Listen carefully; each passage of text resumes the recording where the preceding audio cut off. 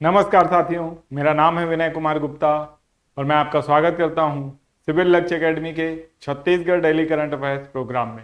आइए शुरू करते हैं आज के सुविचार के साथ। वक्त से लड़कर जो नसीब बदल दे, इंसान वही जो अपनी तकदीर बदल दे।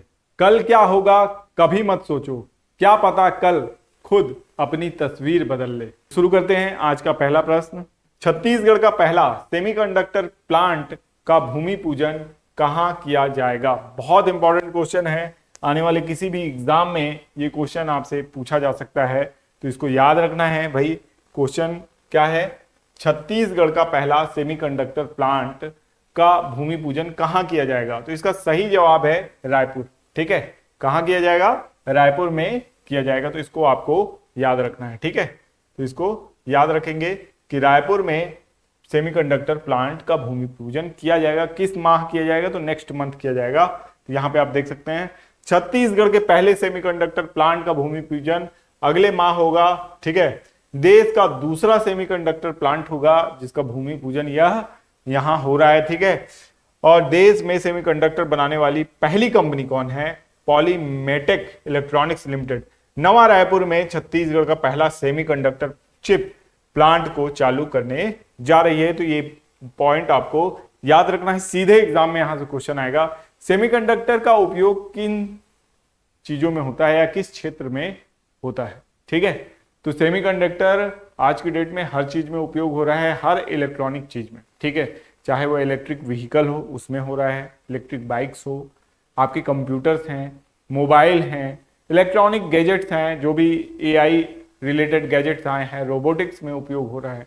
तो बहुत जगह सेमीकंडक्टर का उपयोग हो रहा है। इसलिए सेमीकंडक्टर के मामले में जो देश आगे हैं वो पूरी दुनिया भर में बिजनेस में आगे हैं। जैसे कि चाइना आप देख सकते हैं, ताइवान आप देख सकते हैं। ताइवान तो बहुत फेमस है सेमीकंडक्टर के मामले में।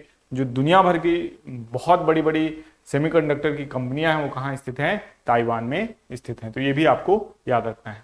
नेक्स्ट क्वेश्चन है, छत्तीसगढ़ का पहला हॉर्स राइडिंग ट्रैक कहां बनाया जाएगा? बहुत इंपॉर्टेंट क्वेश्चन है, बहुत ज्यादा इंपॉर्टेंट क्वेश्चन है, क्योंकि जैसे ही ये बन के तैयार होगा क्वेश्चन यहीं से आना है। मतलब एकदम यूनिक चीज है ना, हॉर्स राइडिंग। ठीक है, आप में से कई ऐसे होंगे, हम में से, आप में से कई ऐसे होंगे कि कई लोग तो हॉर्स देखे भी नहीं होंगे। एक्चुअल हॉर्स, खच्चर को ही हॉर्स समझते होंगे, मतलब टीवी वगैरह में देखे होंगे। रियल की मैं बात कर रहा हूं, है ना। रियल में कई लोग नहीं देखे होंगे हॉर्स को। ठीक है, तो हॉर्स राइडिंग की बात यहां की जा रही है, मतलब घुड़सवारी की बात की जा रही है। ठीक है, घुड़सवारी तो बहुत ही कम लोग किए होंगे। हाँ, मैंने भी नहीं की है, तो बाकी लोग भी नहीं किए होंगे। ठीक है, ज्यादातर लोग नहीं किए होंगे, कुछ लोग किए होंगे, सौभाग्यशाली लोग हैं। वो कमेंट बॉक्स में अपनी इस उपलब्धि को बता सकते हैं, हम लोग लाइक करेंगे उनके कमेंट को। ठीक है, तो छत्तीसगढ़ का पहला हॉर्स राइडिंग ट्रैक कहां बनाया जाएगा? सुपेला में बनाया जाएगा। ठीक है, सुपेला, सुपेला कहां है? भिलाई नगर के पास है सुपेला, तो इसको याद रखना है। सुपेला में बनेगा प्रदेश का पहला हॉर्स राइडिंग ट्रैक, यहाँ पे, है ना। तो हम लोग जाएंगे उसमें सट्टा लगाने है ना। ड्रीम 11 में लगाते ही हो आप लोग में से कई लोग लगाते होंगे, तो इसलिए मैं बोल रहा हूँ। तो हॉर्स राइडिंग को बहुत दिखाया जाता है ना। एक मूवी में देखा था, रेस, है ना। तो रेस में यही दिखाता था, हॉर्स राइडिंग के बारे में दिखाता था। फर्स्ट पार्ट जो था रेस का, उसमें यही दिखाया कि हॉर्स राइडिंग हो रही है, और हॉर्स राइडिंग में विभिन्न नंबर जो हॉर्स के हैं उस पर पैसा लग रहा है, फिर कोई जीत रहा है कोई हार रहा है, ऐसे दिखाया गया है। तो वही वाला जो मजा है वो आपको छत्तीसगढ़ में मिल पाएगा। ठीक है, तो इसको याद रखना है। ठीक है, विधायक कौन है? रिकेश जय सेन जो है, उनके प्रस्ताव पर भिलायंस को मिली है बड़ी सौगात। भिलायंस मतलब भिलाई नगर वालों को बड़ी सौगात मिली है। सही बात है, सुपेला वगैरह में ही खुल सकता है हॉर्स राइडिंग वगैरह। अब हमारे कोरिया जिले में खोल देंगे हॉर्स राइडिंग, देखने कौन आएगा, है कि नहीं। वैसे खोलना चाहिए। बहुत शौकीन लोग जो रायपुर वगैरह के हैं ना, बिलासपुर वगैरह के, वो दौड़ के यहाँ आ जाते कोरिया जिले में हमले, है ना। अपन कोरिया जिले के हैं, है ना, इसमें कोई शर्माने वाली बात थोड़ी ना है। कोरिया जिले के हैं, गर्व से कोरिया जिले के हैं। कोरिया, एक बार रवीश कुमार के एक बार शो में हमारे जिले का नाम आया था, कोरिया। ठीक है, कैसे इसकी तुलना हो रही थी, किससे? दक्षिण कोरिया नहीं, उत्तर कोरिया से।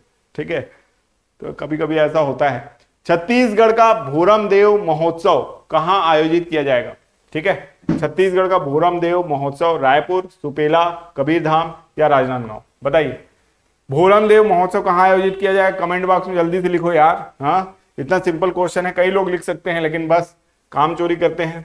कबीरधाम, कबीरधाम इसका सही जवाब है, आप लोग जानते हैं। भोरम देव महोत्सव का आयोजन कहाँ होता है, कबीरधाम में होता है, बिल्कुल सही बात है। क्यों कबीरधाम में होता है, क्योंकि कबीरधाम जो है यही भोरम देव मंदिर स्थित है। ठीक है, तो भोरम देव महोत्सव आयोजित होने वाला है, ये 26 और 27 मार्च को होना है। ठीक है, तो मतलब शुरू हो चुका है, आज 26 मार्च है, कल 27 मार्च है, तो ऑलरेडी ये महोत्सव शुरू हो चुका है। कबीरधाम का कोई व्यक्ति है, तो कोई व्यक्ति मतलब कोई स्टूडेंट है, कोई बालक बालिका है ना, छोटे प्यारे बच्चे हैं, तो वो बिल्कुल लिख सकते हैं कमेंट बॉक्स में कि हाँ भोरम देव महोत्सव शुरू हो गया है कि नहीं। अगर वो गए हैं तो वहाँ कौन सा परफॉर्मेंस हुआ, कौन उद्घाटन किया भोरम देव महोत्सव का, और समापन कौन करेगा, ये सारी बातें भी आप लोग लिखिएगा। देखिए ये छोटी छोटी बातें हैं जो हम लोग स्थानीय रूप से देखते हैं और कई बार इन्हीं से क्वेश्चन आ जाता है।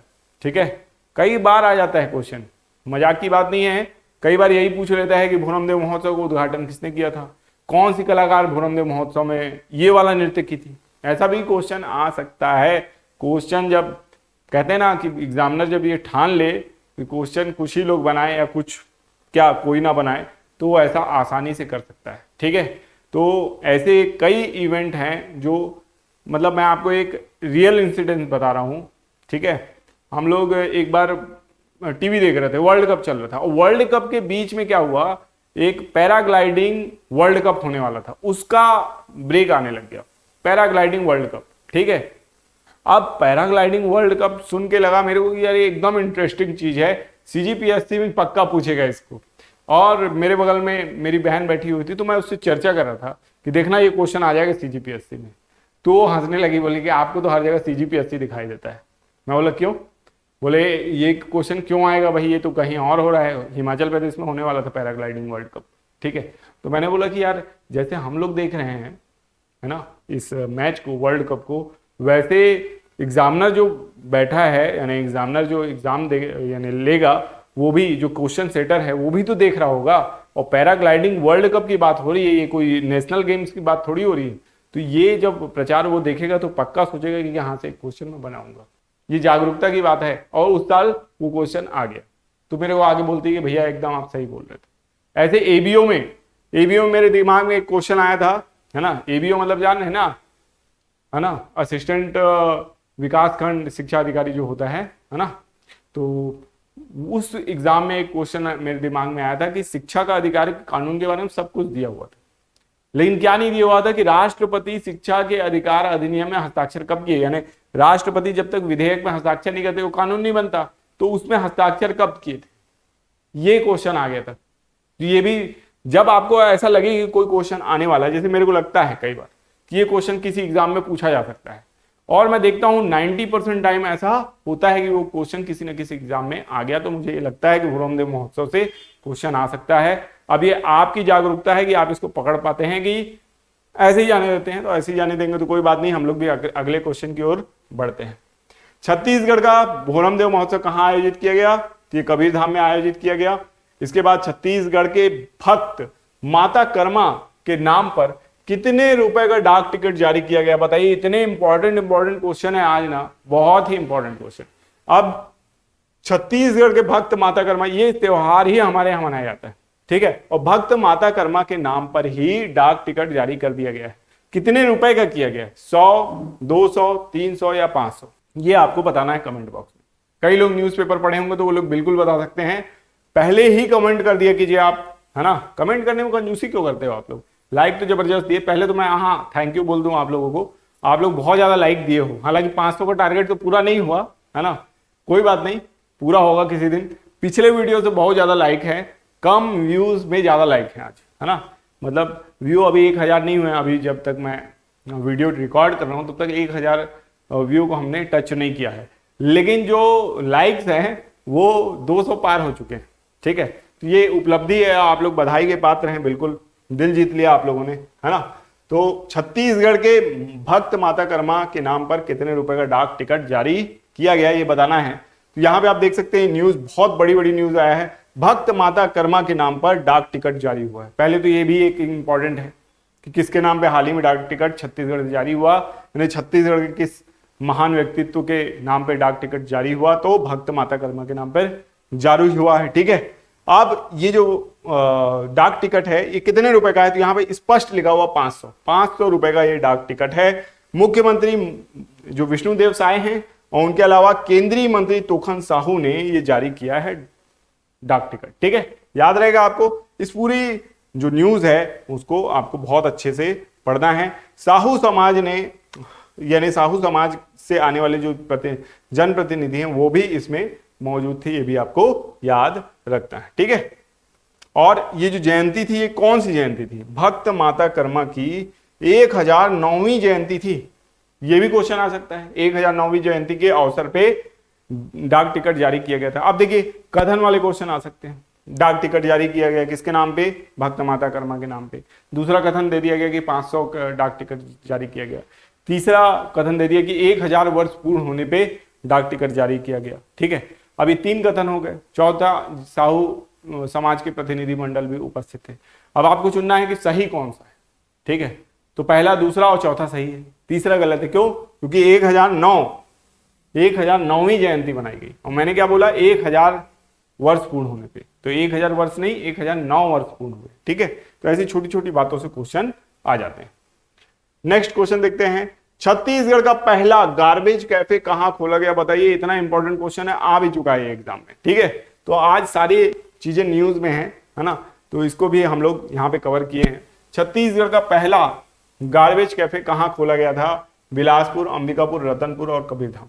तो इनमें से कहां खोला गया ये आपको बताना है। ठीक है, तो कई लोग इस शहर के होंगे जहां ये गार्बेज कैफे है, तो वो लोग जल्दी से लिखें कि हाँ हम इस शहर के हैं और हमारे शहर में गार्बेज कैफे है और बताएं। ठीक है, अगर ज्यादातर लोग जो जानते होंगे उस शहर के नहीं है तो वो भी लिख सकते हैं। मनाही थोड़ी ना, कोई डांट थोड़ी लगना, मतलब कोई चार्जेस थोड़ी लगने अलग से आपके ऊपर। ठीक है, कि नहीं अब इतने डॉलर देने पड़ेंगे, सॉरी, है ना। तो इसका सही जवाब है अंबिकापुर। अंबिकापुर इसका सही जवाब है। अंबिकापुर में गार्बेज कैफे है, न केवल छत्तीसगढ़ का, भाई ये देश का पहला गार्बेज कैफे है। गार्बेज कैफे का अर्थ क्या था? गार्बेज कैफे का अर्थ ये था कि आप कचरा लेके आओ, कचरा मतलब प्लास्टिक लेके आओ, खासकर यहाँ पे प्लास्टिक की बात होती हुई आपको दिखेगी, पॉलीथीन कैरी बैग, है ना। पॉलीथीन कैरी बैग्स को आप लेके आएंगे और किलो के हिसाब से तौला जाएगा। अगर वो किलो के हिसाब से तौला जाएगा तो जितने किलो होंगे उस हिसाब से आपको नाश्ता पानी कराया जाएगा। स्वल्पाहार, ये सारी सुविधाएं आपके लिए इस कैफे में उपलब्ध हैं। ठीक है, लेकिन जो अच्छी चीजें होती है ना वो कई बार राजनीति का शिकार हो जाती है, और राजनीति का जब शिकार हो जाती हैं तो वो अच्छी चीजें तबाह हो जाती है। ठीक है, वैसा ही कुछ हाल है गार्बेज कैफे का कि ये कांग्रेस बीजेपी की टसन में ये फंस गया है। देखिए, है ये शहर के सम्मान की बात, लेकिन आपसी टसन इतनी, लोगों का जो ईगो होता है वो इतना बड़ा होता है कि वो देश का हित, नगर का हित, राज्य का हित सबको किनारे रख देते हैं, स्वहित और सेल्फ ईगो सबसे ऊपर रख देते हैं। और ऐसे ही लोग खुद भी तबाह होते हैं और उस देश को, उस राज्य को, उस शहर को भी तबाह करते हैं। तो हमेशा इसको, जो भी चीजें बहुत ज्यादा जरूरी हैं किसी भी चीज के लिए और जो बहुत अच्छी चीजें हैं उसको हमेशा राजनीति से परे रखना चाहिए, दूर रखना चाहिए, बल्कि उसको राजनीतिक समर्थन हर दल को देना चाहिए। कोई अच्छी चीज है, कोई अच्छी योजना है तो दूसरे दल को आने के बाद उसको अप्लाई करना चाहिए। ये नहीं कि उन्होंने ये योजना लाई है तो हम बंद कर देंगे, ऐसा नहीं करना चाहिए। कई बार बहुत अच्छी योजना होती है तो राज्य अप्लाई करते हैं। जैसे कि आप देखेंगे प्रधानमंत्री ग्राम सड़क योजना किसके द्वारा चलाई गई, तो अटल बिहारी वाजपेयी सरकार के द्वारा चलाई गई। लेकिन जब मनमोहन सिंह सरकार आई तो क्या उसको बंद कर दी? नहीं की, उसको कंटिन्यू रखी। और यही कारण है कि आज के भारत का प्रत्येक ग्राम, बहुत छोटे छोटे ग्राम भी सड़क से, पक्की सड़क से जुड़ पाए, है ना। प्रधानमंत्री ग्राम सड़क योजना। मनरेगा लाया गया। मनरेगा कब लाया गया? 2005, है ना। 2005, 6, 7, 8 में फाइनली उसका नाम मनरेगा हो गया। तो इस तरीके से बहुत सारे नरेगा, मनरेगा, इस टाइप से उसका नाम बदलता रहा और अंत में वो रोजगार देने का सबसे बड़ा साधन बना। सबसे बड़ी योजना रोजगार प्रदान करने वाली, न केवल भारत में बल्कि विश्व में। आज तक जितनी भी योजनाएं पूरे विश्व में बनी हैं उसमें सबसे ज्यादा रोजगार अगर किसी योजना ने दिया है तो वो कौन सी योजना है? मनरेगा योजना है। तो वो आज भी रनिंग में है ना। उसको राजनीति से इतर रखा गया। तो ऐसा ही काम करना पड़ता है। गार्बेज कैफे को भी राजनीति से इतर रख के सोचने की आवश्यकता है, ठीक है, क्योंकि जब ये कैफे आप बंद करोगे ना, इतना ज्यादा असंतोष आपके लिए जन्म लेगा कि वो कई पीढ़ियों तक भरेगा नहीं, ठीक है। इसके कारण आपको न केवल राज्य में बल्कि देश में भी सम्मान मिला है। अंबिकापुर स्वच्छ सिटी में शामिल है देश के, तो वो किस कारण है? गार्बेज कैफे के कारण। उसमें एक बहुत बड़ा योगदान इसका भी है, क्योंकि कई जो वेंडर्स हैं वो लोग कलेक्ट करते हैं और उसको लेके आते हैं, इसलिए ताकि उनको कुछ खाने पीने के लिए मिल जाए, ठीक है। और इस कारण से शहर बहुत ज्यादा साफ है, ठीक है। तो प्लास्टिक कचरे से मुक्त है और इस योजना के लिए कई बार सम्मान भी पा चुका है अंबिकापुर, ठीक है। तो अंबिकापुर के लिए हम लोग ये आशा करते हैं, ये प्रार्थना भी करते हैं कि ये जो कैफे है ये बंद ना हो, राजनीति से बच जाए, ठीक है। और बाकी जो होना होगा वो तो होकर रहेगा। नेक्स्ट क्वेश्चन की ओर चलते हैं।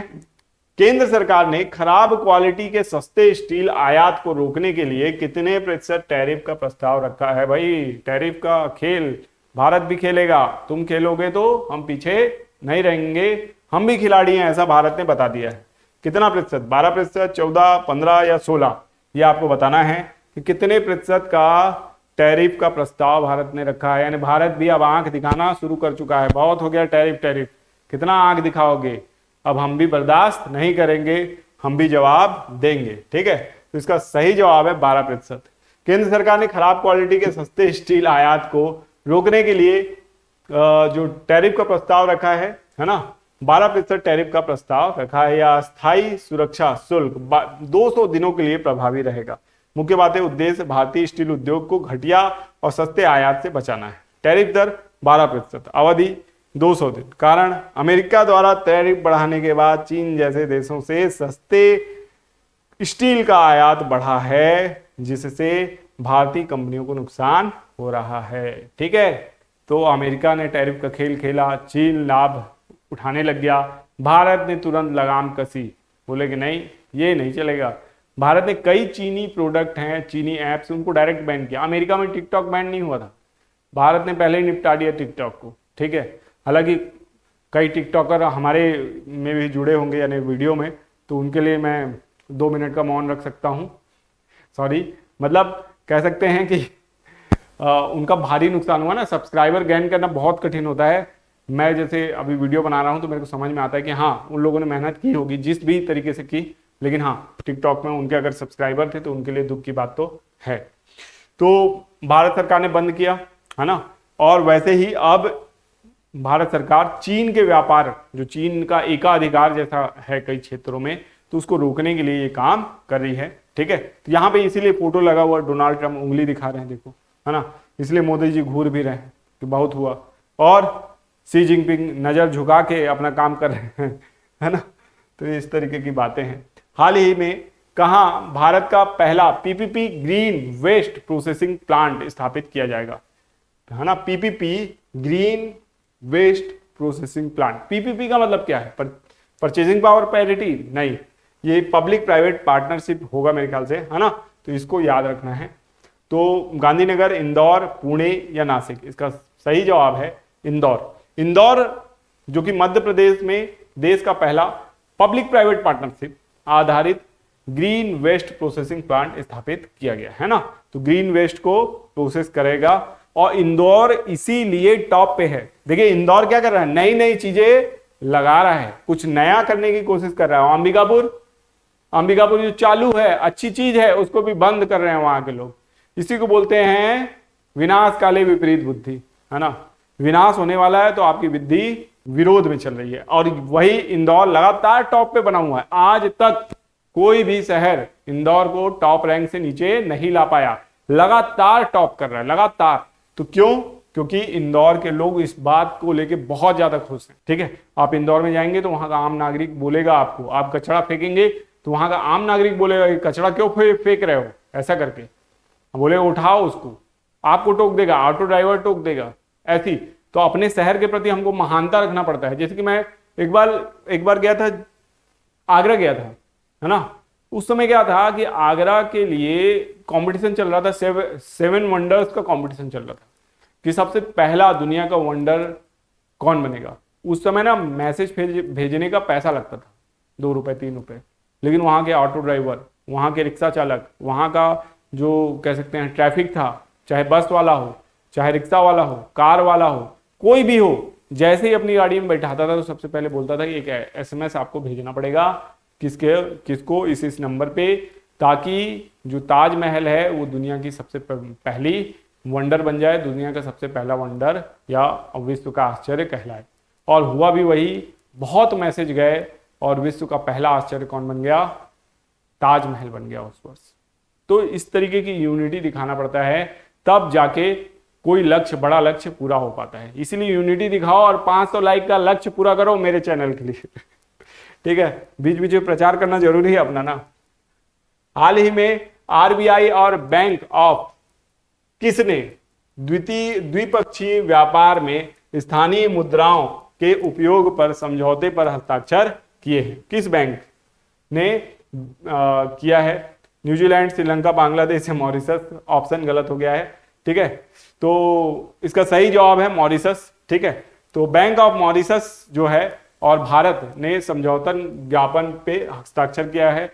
रिजर्व बैंक और मॉरिशस के केंद्रीय बैंक के बीच स्थानीय मुद्रा निपटान प्रणाली शुरू करने के लिए समझौता शामिल है। ठीक है, तो बैंक ऑफ मॉरिशस, भारतीय रिजर्व बैंक, दोनों के बीच में समझौता हुआ है ताकि क्या हो सके, जितने भी स्थानीय मुद्रा निपटान प्रणाली है उसको शुरू करने के लिए ये समझौता किया गया है। ठीक है, भारतीय रिजर्व बैंक के बारे में आप जानते हैं, ये नोट प्रचालन बैंक है, बैंकों का बैंक है, केंद्रीय बैंक है, सरकार का बैंक है।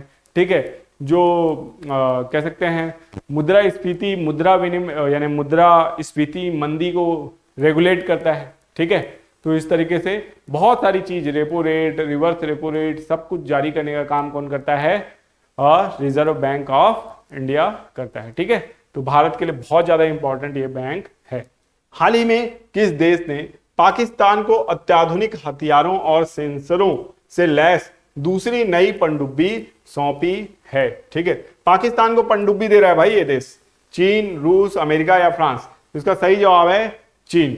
चीन क्या कर रहा है? पाकिस्तान को पनडुब्बी दे रहा है। ठीक है, चीन ने पाकिस्तान को दूसरी हंगोर श्रेणी की पनडुब्बी देकर उसके साथ अपनी रणनीतिक साझेदारी को मजबूत किया है, जो 8 ऐसे जहाजों के लिए $5 बिलियन के सौदे का हिस्सा है। यह कदम पाकिस्तान की नौसैनिक क्षमताओं को मजबूत करता है और हिंद महासागर में बीजिंग के बढ़ते प्रभाव के साथ संरेखित करता है। ठीक है, तो चीन का काम क्या है ना?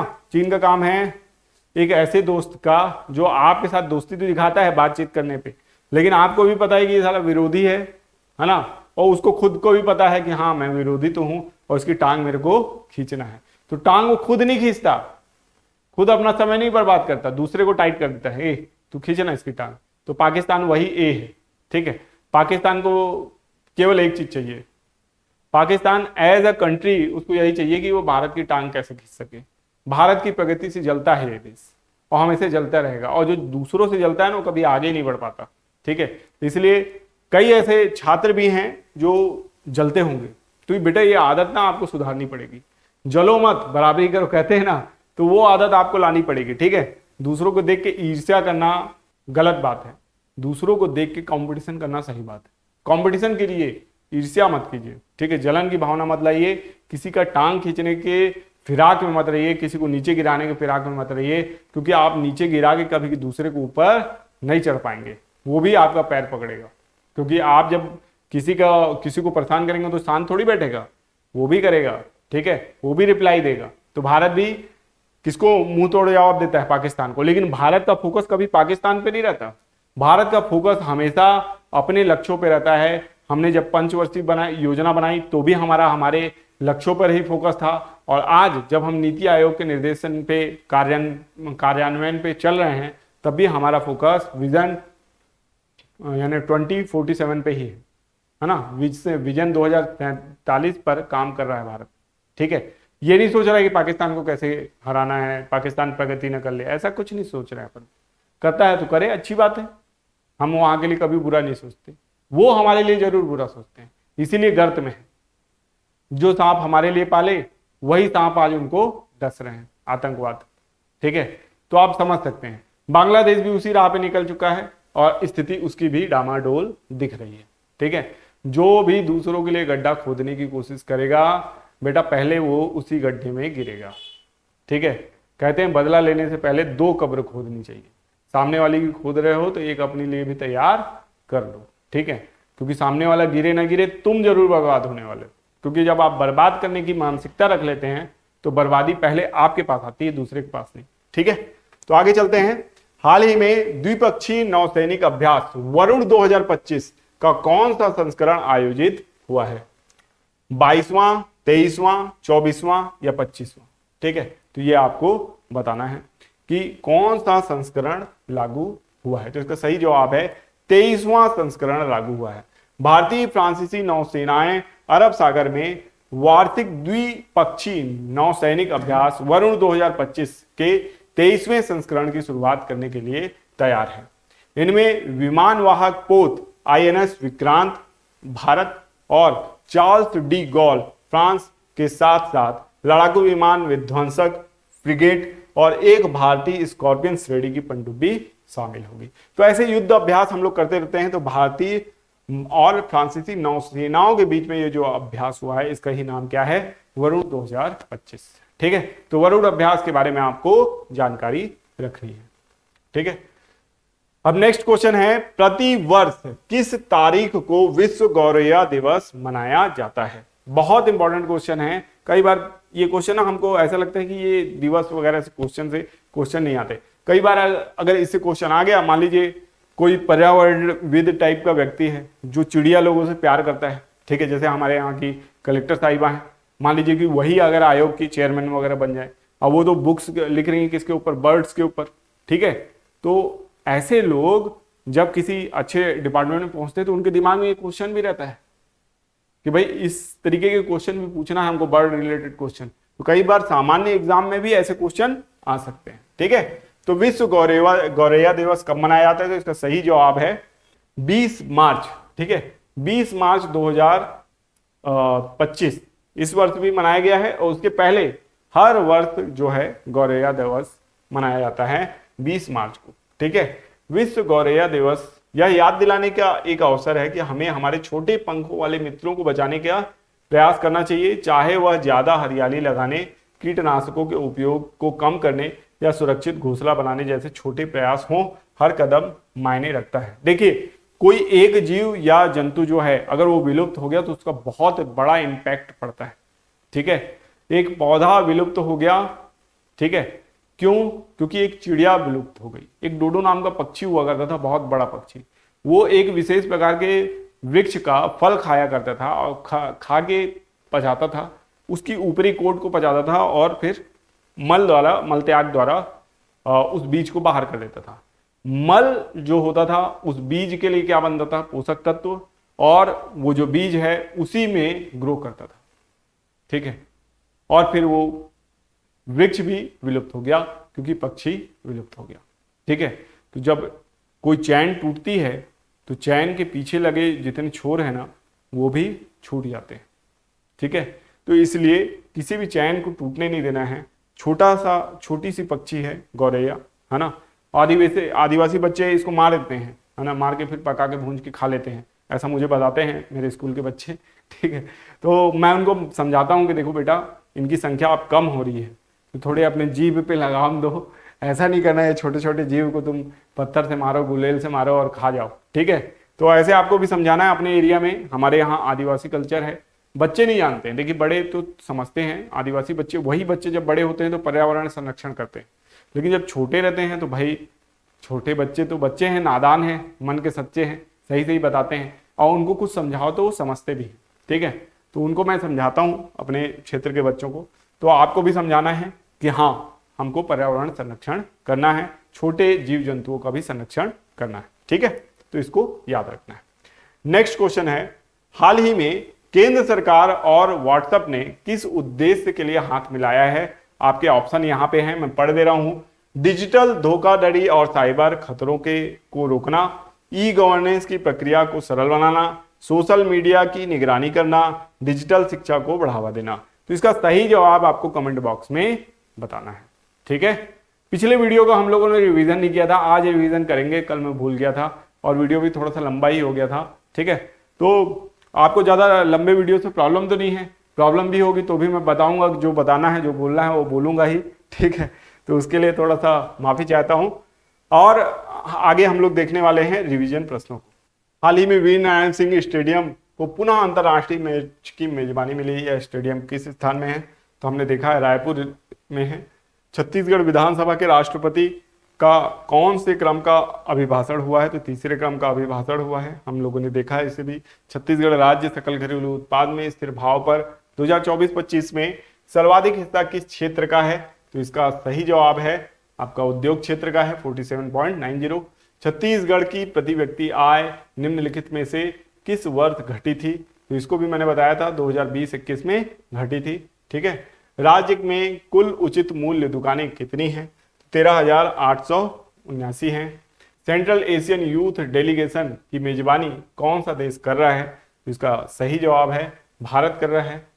आईसीसी चैंपियंस ट्रॉफी 2025 भारतीय विजेता टीम को बीसीसीआई ने कितने करोड़ नगद पुरस्कार की घोषणा की है? 58 करोड़ रुपए मात्र की है, ठीक है। वर्ल्ड हैप्पीनेस रिपोर्ट 2025 में भारत किस स्थान पर है? तो 118वें स्थान पर है, ठीक है। अंतर्राष्ट्रीय वन दिवस हर साल किस तारीख को मनाया जाता है? तो 21 मार्च को मनाया जाता है। आगामी 57वीं senior national kho kho championship 2025 का आयोजन कहाँ किया जाएगा? इसका सही जवाब है ओडिशा, ठीक है। केंद्र सरकार ने खराब क्वालिटी के सस्ते स्टील आयात को रोकने के लिए कितने प्रतिशत का टैरिफ प्रस्ताव रखा है? ये क्वेश्चन अभी हम लोगों ने कर लिया, 12% का प्रस्ताव रखा है, ठीक है। तो ये सारे क्वेश्चन थे।